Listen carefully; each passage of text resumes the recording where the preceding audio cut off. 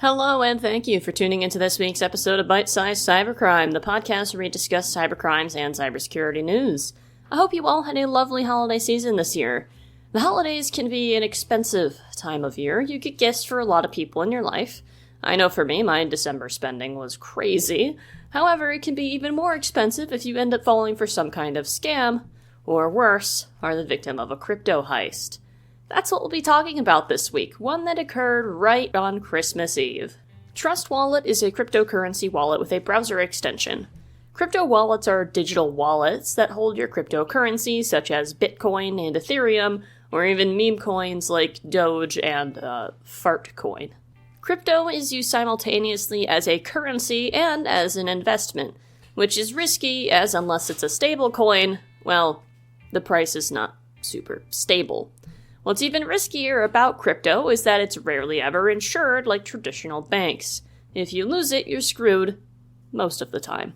TrustWallet is seeing a very expensive and unfortunate loss as their browser extension was compromised, with $7 million being stolen from users in total.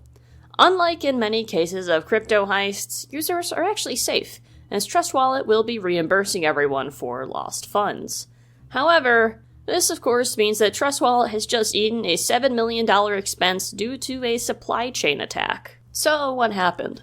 On Christmas Eve, there was an update to the browser extension. Really terrible time to have an update, by the way, because most of your staff is going to be out of office around this time, so you'll have less people on deck to fix anything that goes wrong. And, well, wrong did it go. Soon after the update, there were talks on social media that people's crypto wallets were suddenly empty after they'd interacted with the browser extension in some way. It seems like that Christmas Eve update was compromised by an attacker. Security researchers found some suspicious code in the 2.68.0 version of the extension. There was a bundled JavaScript file named 4482.js, which contained code that was exfiltrating wallet data to an external server named API.metrics-trustwallet.com. This is disguising itself as some kind of user metrics collection site owned by TrustWallet, when in fact, it was not that. The domain was not owned by TrustWallet and was only registered a couple days before the update, and now it no longer exists. However, I will say disguising an info stealer as a metrics collection site is pretty genius. It won't seem suspicious if data from the extension is going to a supposed metrics site, as that's what metrics sites kind of do. Of course, this only works if you don't dig into the information about who registered the domain, and then it all kind of falls apart from there. We now know that this was exfiltrating user secrets, not simply metric data, to an attacker so that they could access user accounts and transfer funds into their own account using those stolen secrets.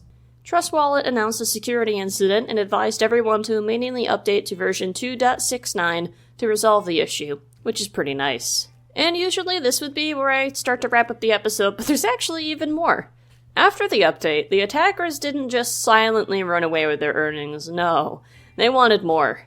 They actually launched a phishing campaign targeted towards TrustWallet users, taking advantage of the panic this update had caused.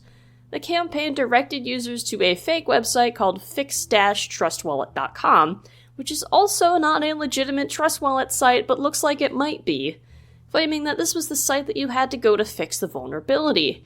It allowed you to update your extension using the site. However, when you did this, the site would then give you a pop-up that requested your wallet recovery phrase.